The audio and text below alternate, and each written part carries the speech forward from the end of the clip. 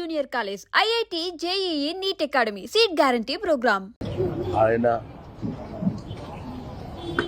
ఒక మహానటుడు అని ప్రత్యేకంగా చెప్పాల్సిన పని లేదు.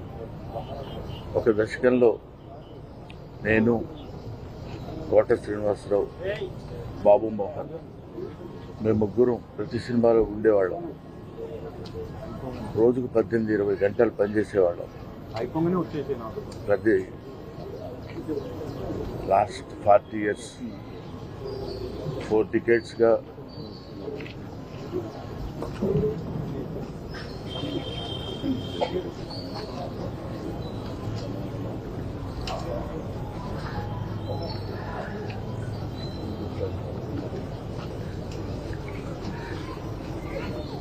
అరే ఊరే అనుకుంటూ కలిసి ఉన్నాం. వాళ్ళ కోట లేడు అంటే నమ్మలేకపోతున్నాం. నటన ఉన్నంత కాలం కోట ఉంటాడు. వాడుకు నటరాజు కూతురు, మహానుభావుడు, ఏ విషయాన్నైనా నిర్మోహాటంగా మాట్లాడే వ్యక్తి. అటువంటి వ్యక్తిని కోల్పోవడం భారతదేశానికే, నటనా లోకానికే తీరని లోటు.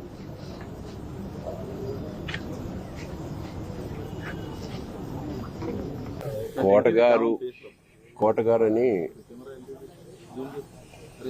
ఆయన మేము ఆప్యాయంగా పిలుచుకునేవాళ్ళం. నాకు సినిమాల్లోకి వెళ్ళక ముందు నాటకాల నుంచి కూడా బాగా పరిచయం.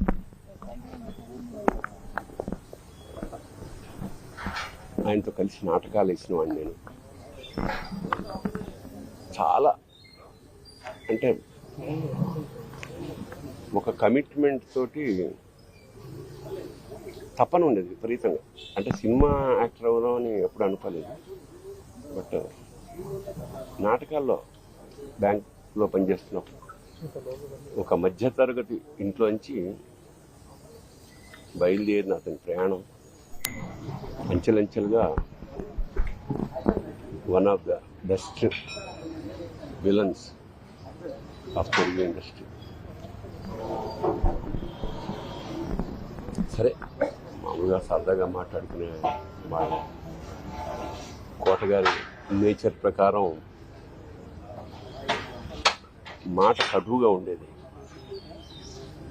సరే, చిన్నప్పటి నుంచి నాకు తెలిసిన వ్యక్తి కాబట్టి పెద్ద పట్టించుకునేవాళ్ళం కాదు. ఎన్నో విషాదాల్ని దాటుకుంటూ మహోన్నత శిఖరానికంటే యావత్ భారతదేశం అతన్ని గుర్తించింది. తమిళ, హిందీ ఇండస్ట్రీ కూడా అలా ఒక అనుకున్నది సాధించాడు. ఇప్పుడే అదే చెప్పుకుంటున్నాను, మా అనుభవాలు. దాదాపు 50 ఏళ్ల సాహచర్యం అది. పైగా కుటుంబం, చిన్నపిల్లలు ఇంటి ఎదురుగుండా ఉండడం వల్ల మాకున్న కుటుంబంతో కూడా చాలా అనుబంధం ఉంది. అలాంటి కోట శ్రీనివాసరావు ఇవాళ వెళ్ళిపోయాడంటే ఒక శూన్యం.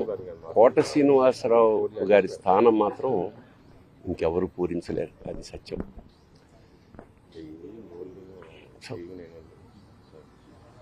ఆయన మనశ్శాంతి, ఆయనకి ఆ పరమేశ్వరుడు ఆ కుటుంబానికి, ఆయనకి మనశ్శాంతిని కలిగించాలని మనస్ఫూర్తిగా ప్రార్థిస్తూ, మాకు కూడా కొన్ని వందల వేల అనుభూతుల్ని మిగిల్చిన కోట ఇవాళ కూలిపోయింది.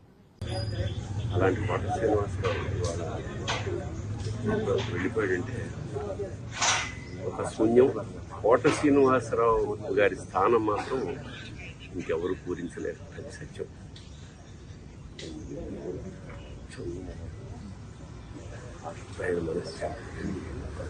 ఆయన మనశ్శాంతి, పరమేశ్వరుడు ఆ కుటుంబాన్ని, ఆయనకి మనశ్శాంతిని కలిగించాలని మనస్ఫూర్తిగా ప్రార్థిస్తాను. మాకు కూడా కొన్ని వందల వేల అనుభూతుల్ని మిగిల్చిన కోట ఇవాళ కూలిపోయింది.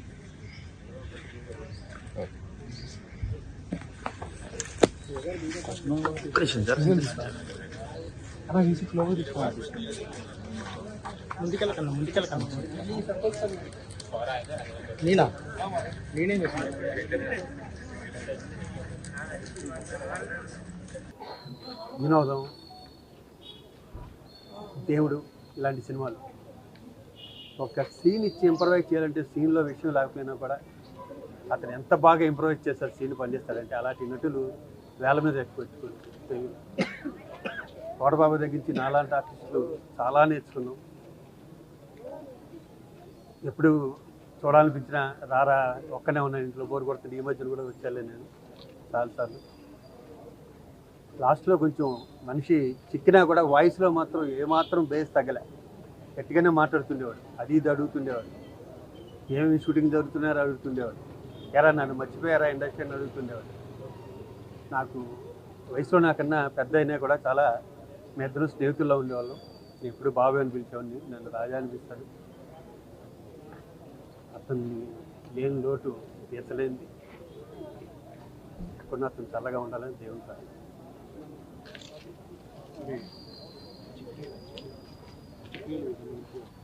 అంత్యక్రియల విషయాలు వాళ్ళ ఫ్యామిలీ మెంబర్స్ వచ్చి చెప్తున్నారు.